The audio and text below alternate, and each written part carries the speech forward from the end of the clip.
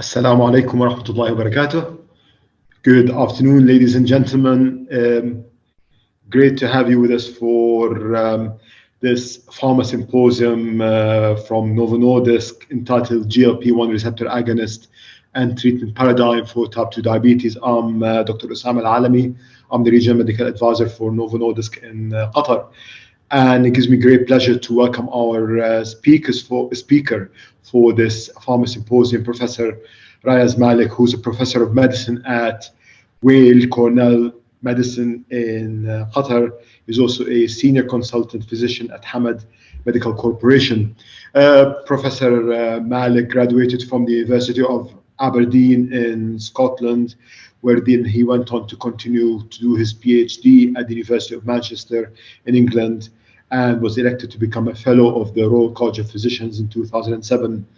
His research interests extend into the pathogenesis, assessment, and treatment of diabetic neuropathy and neurodegenerative diseases, including MS, dementia, and with that, I'd like to welcome onto the virtual stage Professor Riaz Malik. Professor Malik, welcome and great to have you with us.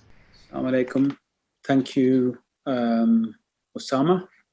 So I'd like to thank Novo as well for asking me to present a really, I guess, new data on GLP-1 receptor agonists, what I call a truly new era for type 2 diabetes management. So start the next.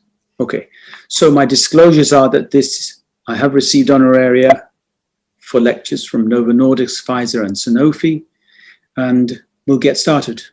So, first and foremost, even to this date, we have a problem, and that problem is that if you have diabetes, and this is a large analysis, shows very clearly that you have an increased risk of coronary heart disease, coronary death, non-fatal myocardial infarction, and stroke, and other vascular deaths. So 2 to 2.27-fold increased risk. Next. And even in 2015, life expectancy in patients with diabetes is markedly reduced. So compared to people without diabetes, those with diabetes have, on average, 6 years less life, and people who've had diabetes and a myocardial infarction, you can see, next, they have a reduction in life of 12 years. So we have to ask the question, what is it that we're doing right and what is it that we're doing wrong in terms of these major differences in outcomes between people with and without diabetes? Next. And what I want to put up is a quote actually from Albert Einstein, because I think he encapsulates exactly what I think is going on, and that is insanity, which is doing the same thing over and over again and expecting different results. What is that same thing? Well, it's actually, that attitude of, well, I've always used metformin, I've always used sulfonylureas, and I'll continue to use them because they lower glucose. But we forget the bigger picture, which is we're not just here to lower glucose, but we're here to try to save lives. And that's, I think, where GLP-1 receptor agonists, the SGLT2 inhibitors, the new GLP-1 GIP agonists are going to make a real difference. Next. Why are they going to make a difference? Well, it simply is because if we just focus on glucose control, we forget about the problems associated with improving blood glucose with the old medications, such as weight gain, such as hypos, and actually increased cardiovascular risk, then we really are not treating the patient. We are treating numbers. Next. And somehow we have to change that balance. So many years ago, actually, when I was in Manchester, so Jacob Jabronowski actually said, ask an impertinent question and you are on the way to the pertinent answer. And I asked, actually, probably was Andrew Bolton, but it might have been Mike Davis. And I said, what if you could lower glucose with less hypos and weight loss? And the simple answer I got was, don't be stupid. It simply can't happen. And that was okay in 2003. But I think if you look in history, those excuses now are no longer, because if you look, there was insulin, then next. Of course, we had bigonides and sulfonylureas, and then we had nothing. But now, next, what we have is a profusion of new therapies, which include, of course, it started really with the GLP-1 receptor agonists back in 2003, when we had the short-acting ones, SGLT2 inhibitors, and now what you have is the long-acting GLP-1 agonists, and of course, the GLP-1 GIP agonists. And these newer therapies, I think, make a big difference. Why do they make a difference? Well, because they address not only the glucose, but also a major abnormality in patients with type 2 diabetes. And of course, Jocelyn said, from an excess of fat, diabetes begins, and from an excess of fat, diabetic patients die. So if we have therapies going forward that are going to address not only the glucose, but also the overweight individuals, I think we can make a difference. Next. And we can make a difference not in the way that the trials like UK-PDS did. So if you look, you have to have some context. If you look, UK-PDS rightly claims that if we lower glucose, we can have an impact on outcomes. Diabetes-related endpoints, microvascular endpoints, diabetes-related deaths. But the context you have to provide is this. How long did it take for this outcome to be reached? Well, on average, around 12 years. So really, we have to do something. We have to treat our patients with something that is going to have a more rapid impact. Next. And so you see here different time points. So what do we have? We have the GLP-1 receptor agonists. And, you know, of course, we've all read about what GLP-1 receptor agonists can do, but I think the key thing, it really is that they work to lower glucose through not just promoting insulin, but having an effect on glucagon, but they also have an effect in the liver, but also the brain and GI tract. And it's the weight loss, I think, that is really key in terms of the beneficial outcomes that we're going to see in people with diabetes. So what are these outcomes?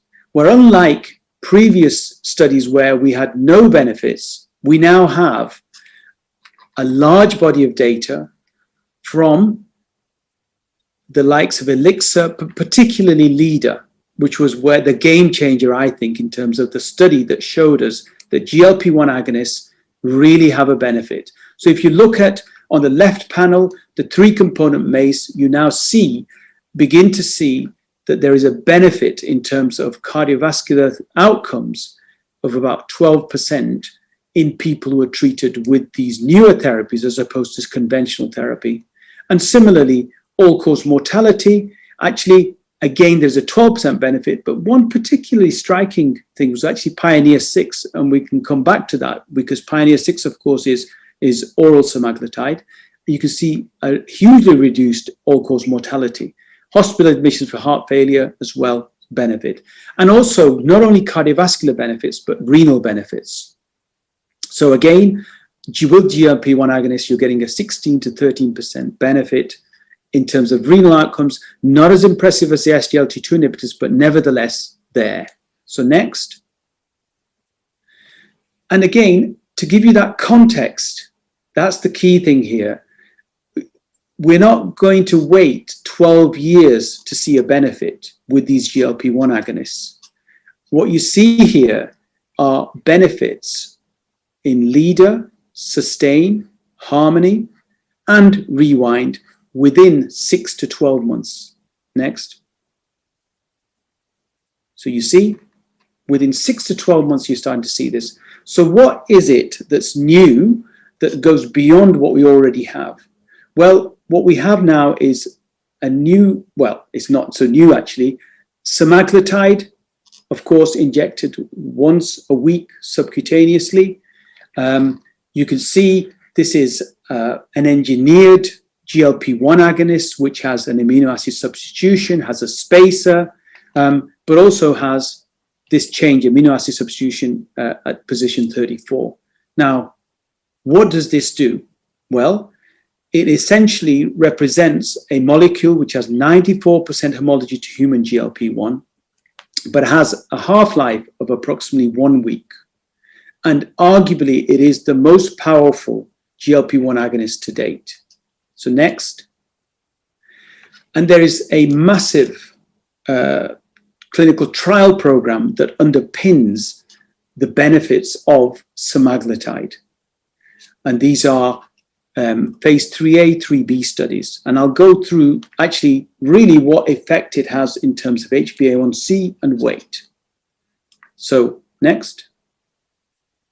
In terms of efficacy, change in HbA1c from baseline, multiple different trials, but what you have essentially is a reduction of about 1.5% with semaglutide.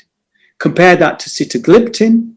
You can see in the first panel here, you can see 0.5% with sitagliptin, much more with semaglutide. Canagliflozin, better. Exenatide, better. Dulaglutide, better. Liraglutide, better. And even if you compare against insulin, actually it's better. If you focus on the GLP-1 agonists alone, what you see again is clearly semaglutide is superior compared to exenatide, dulaglutide, and liraglutide. So that's for HbA1c reduction.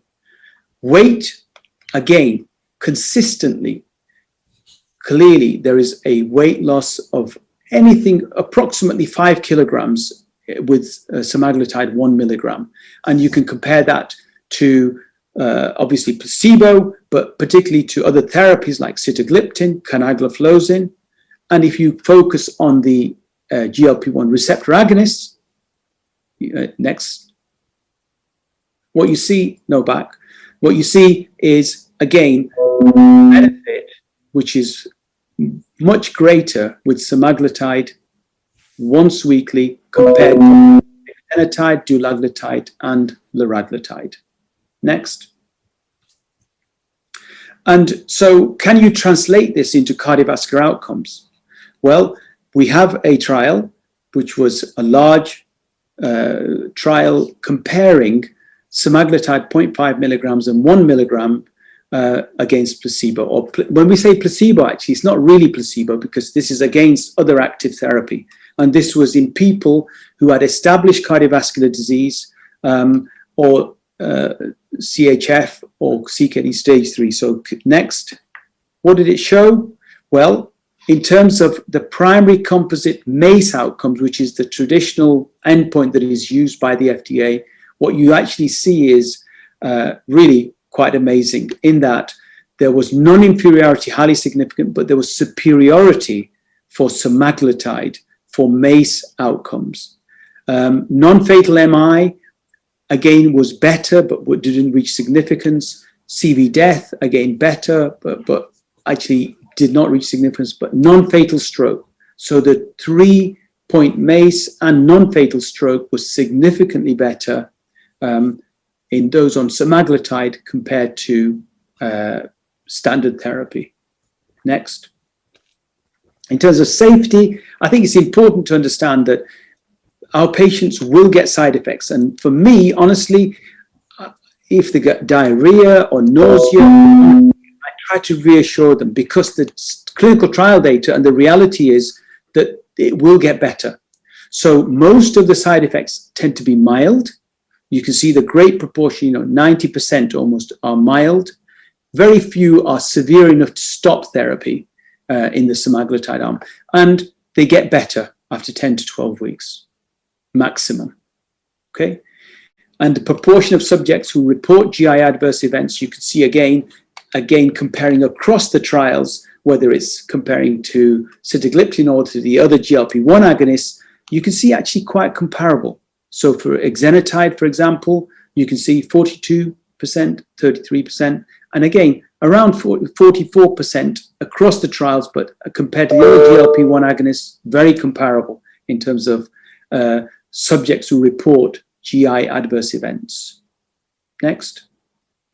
So we now have a new era, which is oral semaglutide. What is oral semaglutide? Well, it's a GLP-1 agonist as a pill.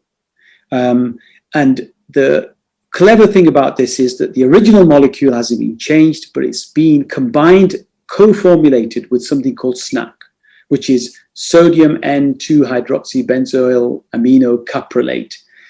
In short, what is SNAC?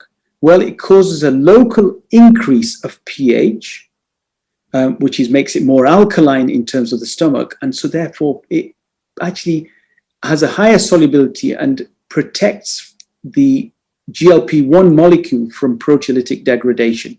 So you can take it as a tablet. And what do we find? Well, Pioneer actually has efficacy data in terms of HbA1c and weight, but he also, Pioneer 6, I showed you the data, is published, has cardiovascular safety as well. So Pioneer 1 to 5 and 7 to 8, which is oral semaglutide. What does oral semaglutide come in? Well, it's a 3 milligram tablet, 7 milligram tablet, and 14 milligram tablet. And what you see is progressively increasing reduction in HbA1c with increasing dose. It is better, significantly better than empagliflozin 25 milligrams, and again, significantly better for both the 7 and the 14 milligram dose compared to sitagliptin 100 milligrams. And in fact, surprisingly, it is actually comparable, if not significantly better, than liraglutide 1.8 milligrams. And again, compared to, this is a flexible kind of dose titration, you can see 1.3 reduction compared to 0.8. And in combination with insulin, you can see again, there's a reduction. So that's the HbA1c. So clearly, oral semaglutide works. And what about body weight? Well, the body weight is not as impressive as the subcutaneous once weekly injection, but there is nevertheless significant body weight loss in particularly the 14 milligram semaglutide dose. So you're getting on average 3.7 kilograms weight loss. Clearly better than placebo, comparable to empagliflozin, better than sitagliptin, better than liraglutide 1.8 milligrams. And again, if you look across the trial program, you can see with insulin, there is this loss of weight. So next, in terms of safety, there are clearly, again, side effects because you are putting a GLP-1 agonist into the system. But again, what you see is actually, you might say, well, there's not much of a dose-dependent effect. But you can see clearly the highest dose has the highest number of side effects. But clearly, empagliflozin, you wouldn't expect GI side effects. So therefore, that is much lower compared to the semaglutide. But sitagliptin, pretty comparable in the lower doses actually, compared to sitagliptin 100 milligrams, 3 and 7 milligrams, pretty comparable. And only 14 milligram goes slightly higher. Liraglutide 1.8 milligrams, semaglutide 14 milligrams is higher. So all in all, yes, you will get side effects, GI side effects, but pretty comparable, particularly to the liraglutide and sitagliptin. So next. So in summary, semaglutide was associated with consistent reductions in HbA1c and body weight. I didn't share with you the data, but obviously there are glycemic targets where you have patients who get less than 7%, and particularly less than 6.5%, with weight loss of greater than 5% and 10%. Again, semaglutide was superior.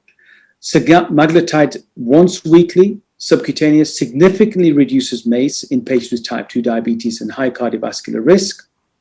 Oral semaglutide, which is due to be launched very soon in this region, demonstrated significantly greater HbA1c and weight reductions compared to sitagliptin and liraglutide, and significantly greater HbA1c reduction compared to empagliflozin.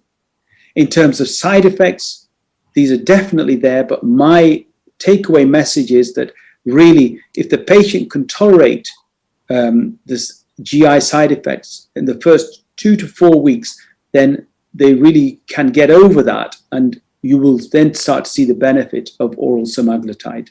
And you can see the overall incidence of adverse events and serious adverse events actually for oral semaglutide is comparable to empagliflozin, sitagliptin, and liraglutide. Next. Thank you. Professor Malik, thank you very much for this very elaborate talk and amazing highlight of the science and the data behind GLP-1s. Clearly an interesting class of drugs there. I think we might have time maybe for just a couple of questions, if that's okay with you. Sure. Wonderful. So one of the questions, of course, that came out to us was, or through the questions is, what kind of renal license would you expect with something like semaglutide, for example, to prescribe it to patients up to what eGFR? So the standard, of course, is 60, but you have to look at whichever country it is and whatever the approvals are for. But the standard, I think it goes as low as 30 eGFR. But there are data. I think it's down to, if I'm not mistaken, I need to check my SMPC. I think it's down to an eGFR of 15, if I'm not mistaken, for the subcut sema, for Ozempic at least. And then, they're asking about another question that came through the questions and answers was about switching patients. So if you had a patient who was, say, on a GLP-1, or a weekly GLP-1, for example, how would you switch them practice-wise to something like Ozempic? First of all, I ask the question, why would I want to switch them? If they're already on, say, for example, semaglutide, why would I want to switch them if it's working and it's working well to oral semaglutide? If they're on, say, for example, dulaglutide, and you're not happy with the weight response or the HbA1c response, of course, you can then switch them to, semaglutide, which has superior data. Or if you're already on a GLP-1 agonist, and I've shown that, whether it's exenatide, dulaglutide, or even liraglutide, clearly it is more beneficial, and it's a once a weekly. True. I mean, to move away from the efficacy and the weight side of things, and I think this is one of our last questions here. There's a question about, you highlighted some of the baseline characteristics for the SUSTAIN 6 trial for the cardiovascular for subcutaneous semaglutide Ozempic. And in there, I think you clearly mentioned that most of the patients were ones with established CVD. And there's one of the questions saying, okay, so is the reduction in MACE, which we saw, the 26% that you clearly highlighted, is that specific to a certain population, or does it spread across the various risk factors for populations who are included in that trial, i.e. the ones with established and the ones with risk factors? I think you can only speak to the data, and the data says that if you take a cohort of people who are, and 85% of them actually had established cardiovascular disease, and you give them semaglutide subcutaneously, or if you do, you take Pioneer 6, which was oral semaglutide, again, high risk, you will get a benefit. You can't then open that up to, people who aren't at risk, and I can't endorse that.